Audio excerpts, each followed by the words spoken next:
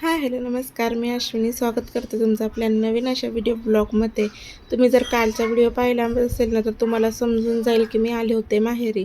आता माहेरी कशासाठी तर आम्हाला जायचं होतं लग्नाला. आता लग्न सराई चालू आहे म्हटल्यावर प्रत्येकाच्या घरात एक ना एक लग्न तर असतंच. तर या इकडे ना सकाळची मम्मीची तीच घाई गडबड चालू होती. आता कुठल्याही महिलांचं झालं तरी बाहेर जायच्या आधी घरातली त्यांना सगळी जी कामं आहेत ना ती करावीच लागतात. तर या इकडे ना मम्मीने आधी जे वडापावचं आपलं जे स्टॉल आहे, सरबतचं स्टॉल आहे ना, त्याची सगळी तयारी करून ठेवली होती.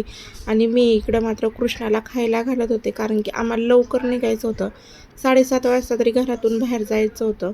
तर या इकडे ना आता आमचं सगळ्यांचं सगळं आवरून झालं होतं आणि रिक्षा पण आली.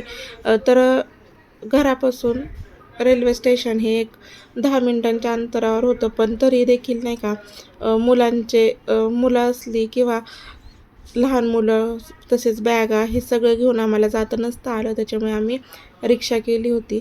आता या इकडे ना तिकीट काढून घेतलं आणि रेल्वेची वाट बघत बसलो.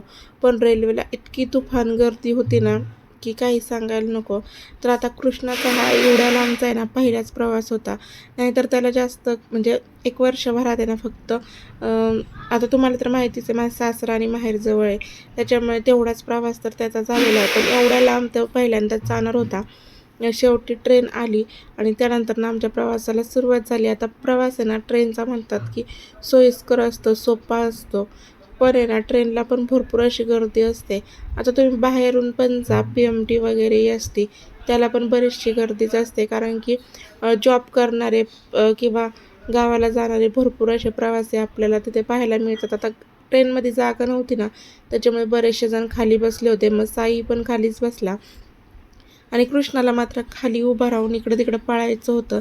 आता मुलांना तशी सवयच असते, त्याच्यामुळे त्याला बळच मी झोपवलं. त्याने ट्रेनमध्ये भरपूर असा वैताग दिला. शेवटी पुन्हा स्टेशनवर उतरलो आणि त्यानंतर आम्हाला पुढचा प्रवास करायचा होता. आमचा प्रवास आहे ना 1 तासाचाच होता.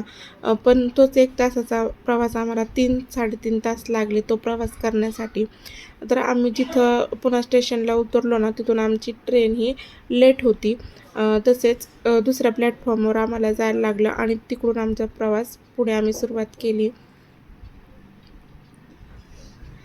तर या इकडे आता तरी ट्रेनमध्ये जागा मिळाली होती, त्याच्यामुळं मुलांची मज्जा-मस्ती अशी चालू होती. आणि मोठी माणसंच प्रवासाला कंटाळतात, तर लहान मुलं पण भरपूर कंटाळतात.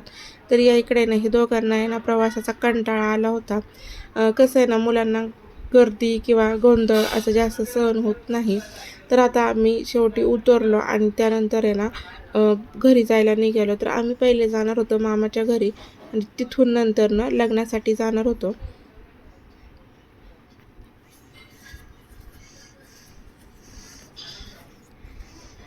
तर आता जाता-जाता म्हटलं किती छान हार त्यांनी तयार केले होते. त्याचं पण थोडंसं शूट घेतलं आणि त्यानंतर तिथून परत रेल्वे स्टेशनवरून मामाच्या घरापर्यंत रिक्षाने आलो. आता तिथे गेल्यानंतर थोडा आराम करणार आणि तिथून नंतर आम्ही लग्नासाठी जाणार होतो. आता लग्न तर सहसा कोणी दुपारचं ठेवतच नाही. गरमीच तितकी आहे, तर लग्नाचा टायमिंग हा संध्याकाळी 6:30 वाजताचा होता. तर आता इथं आल्यानंतर मुलांना कसं आपल्या इकडं मोकळं खेळायची सवय असते आणि इथं आतल्या आत त्याच्यामुळे कृष्णाने आहे ना जरा वेळ खेळला आणि नंतर बराचसा असा त्रास दिला. आता इथं गेल्यानंतर थोडंसं जेवण वगैरे केलं आणि त्यानंतर साईला कपडे घ्यायचे होते म्हणून कपडे घेण्यासाठी गेलो होतो. तर थोडीफार खरेदी केली आणि त्यानंतर आम्ही तयार झालो लग्नाला जाण्यासाठी. तर या इकडे सगळ्यांचं सगळं आवरलं होतं आणि सगळेजण एकत्र आले ना की मज्जा मस्ती तर चालूच राहते. तर मावशी, परत मामा, मामाची मुलं सगळेजण आम्ही एकत्र मिळून लग्नाला गेलो. आता तिथून लग्नाला जायला आम्हाला 1-1.5 तास लागणार होता.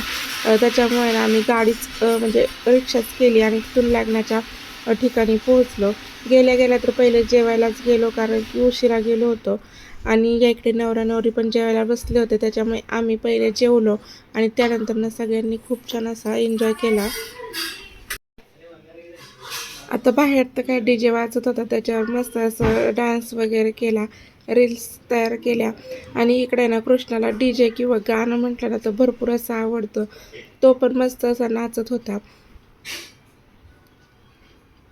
आणि मुलांचं कसं आहे, जर दिवसभर जर आपण लग्नाच्या ठिकाणी गेलो ना, तर मुलं वैतागतात आणि मग तिथून नंतर नाही का पाहुण्यांच्या इथं गेलो आणि लग्नाच्या टायमापर्यंत परत लग्नाला आलो. छान असं लग्न पार पडलं आणि त्यानंतर पुन्हा एकदा घरी येण्यासाठी निघालो. तर असा हा आजचा दिवस खूप धावपळीचा गेला.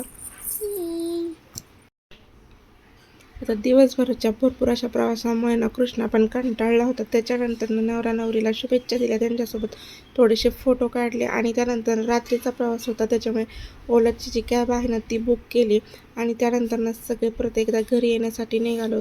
तर असा आजचा धावपळीचा दिवस होता. तुम्हाला जर आजचा छोटासा व्हिडिओ आवडला असेल ना, तर नक्कीच आपल्या चॅनल लाईक करा, शेअर करा आणि हो, सबस्क्राईब करायला मात्र विसरू नका. व्हिडिओ पाहिल्याबद्दल धन्यवाद.